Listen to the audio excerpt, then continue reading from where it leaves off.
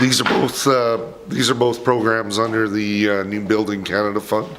So different programs in what they all cover, but also in their funding levels. So the PTIC is a third funded by the three parties, federal, provincial, and municipal. And the CWWF is a brand new program under that New Building Canada Fund that is going to provide 50% federal funding and 25 of provincial and municipal. All in our case, all focused on wastewater infrastructure. Our applications are anyway. So the CWWF is focused completely on water and wastewater projects. The PTIC's got a little bit more breadth to it.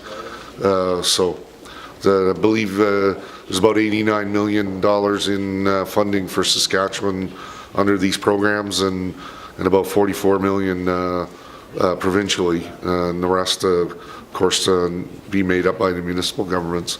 So for this intake, this first intake since 2014. So for this intake, municipalities were allowed 2 opportunities, two applications. So we went through a process during our budgeting process with council where we identified about 10 projects that we put forward for their consideration,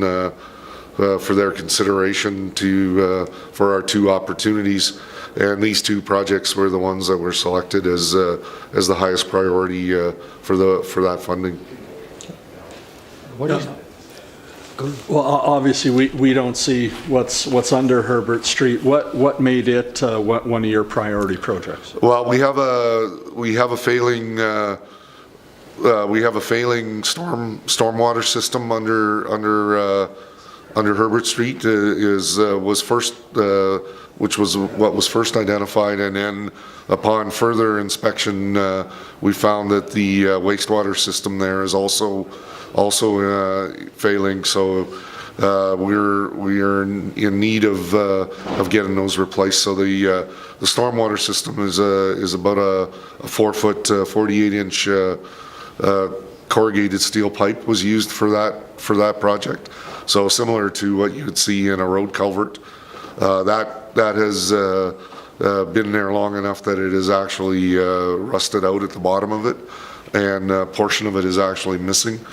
So this, we're really quite nervous that this could lead to a full collapse of that pipe and a collapse of the street, and then really give us trouble with other associated infrastructure in that street. Herbert Street's a main thoroughfare underground as well as overground for Sask Energy's gas pipeline. It's on the corner of 6th and Herbert is a major station of theirs.